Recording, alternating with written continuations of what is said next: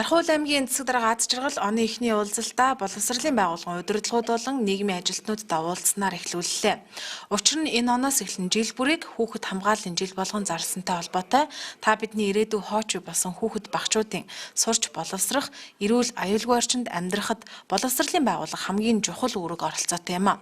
Өнгөрсөн жил боловсрол 2032 хөтөлбөрийг баталсан бөгөөд хөтөлбөрийн гол зорилго нь хүүхдийг хэрхэн яаж хөгжүүлэх, багш нарын ур чадварыг ахиулах, орчин нөхцөлийг сайжруулахад оршиж байна. Дархуул аймаг боловсрол 2032 гэдэг хөтөлбөр баталсан. За үндсэн 3 концепц байгаа. Нэгдүгээрт нь бид нар хүүхдүүдэд яаж хөгжүүлэх юм бэ гэдэг асуудал.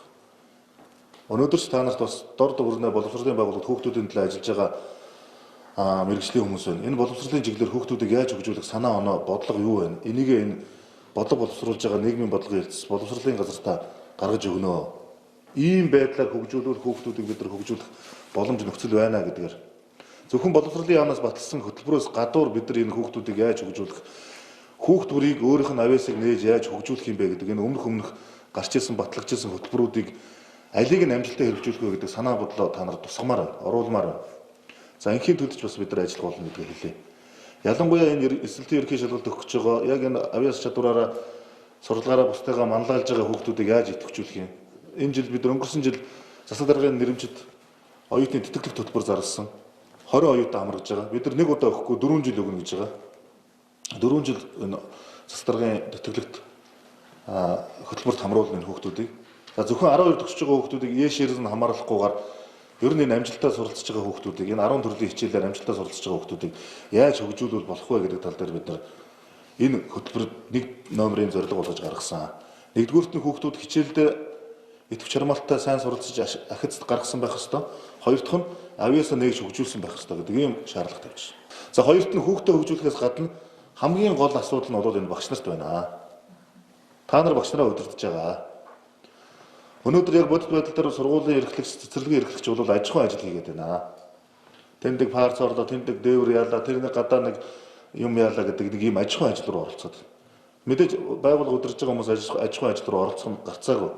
Гэхдээ та нарын аж ахуйн ажил руу оролцдог хувь хэмжээ өөрөө 30-аас хэтрэхгүй баймаар байна. 30%-аас.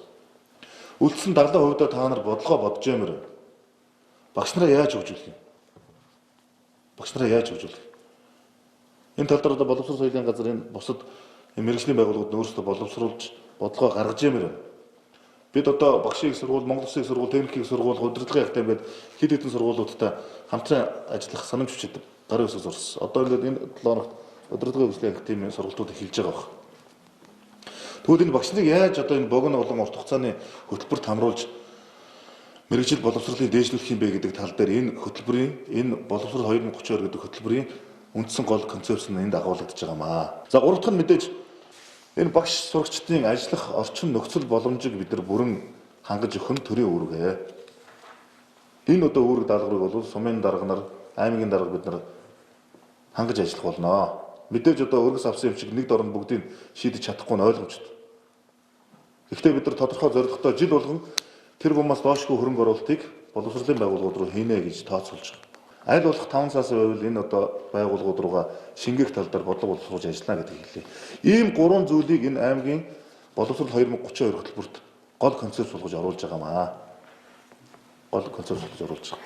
За энэ хөтөлбөр гэдэг батлагдаад орхих зүйл биш учраас саяны хэлсэн 3 асуудлаар яаж хөгжиж болох уу гэдгийг боловсролын байгууллагын удирдлагууд өөрсдөө бодож энэ үйл ажиллагааны хөтөлбөр дээр шигтгэж оруулж өгч тухайн жилийн хөтөлбөрт бодит ажил болгож хэрэгжүүлмээр байна гэдгийг хэлмээр байна.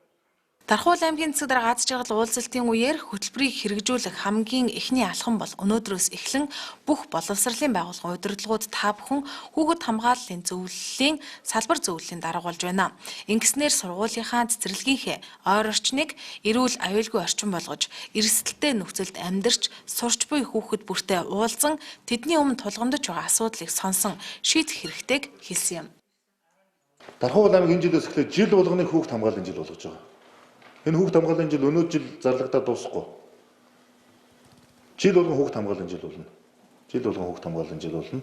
Дархуул аймагт ерөнхий боловсролын сургууль сурж байгаа энэ 22 мянган хүүхдийг хамгаалахын төлөө бүх шатны төрийн байгууллага болон тэр дундаа хамгийн гол нь боловсролын байгууллага энэ дээр анхаарал хандуулж ажиллах болно гэдгийг өнөөдөр та бүхэнд албан ёсоор мэдэгдэе. Ангичин эрсдэл бүлэгт байгаа, сургуулийн эрсдэл бүлэгт байгаа хүүхдүүдэд сургуулийн удирдлагууд хүүхдийн зөвлөлийн салбар зөвлөлийн дарга нар тогтмол уулздаг байх ёстой. Уулздаг ийм хуваарийг өөрсөндөө гаргаа.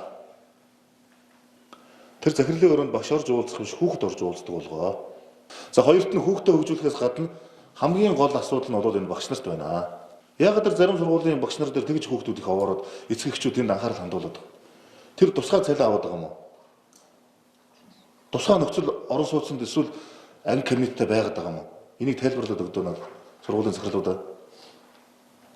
Яагаад багш нар чинь тэр шилдэг гэдэг байгаа багш нартай адилхан хөгжиж сурж болохгүй байгаа юм бэ?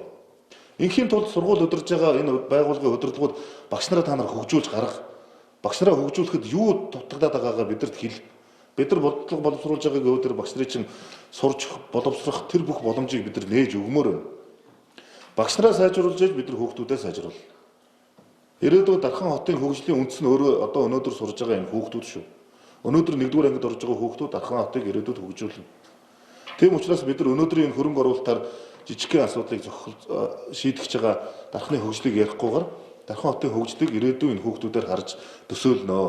Тийм учраас боловсролын байгууллагын өнөөдрийн удирдлагууд өөрсдөө манлайлагч байж саяны миний энэ хэлсэн асуудал дээр дор бүрнээ бодлого боловсруулж ажилламаар байна гэдгийг хэлмээр байна. Санаачлахтай баймаар байна гэдгийг хэлмээр байна.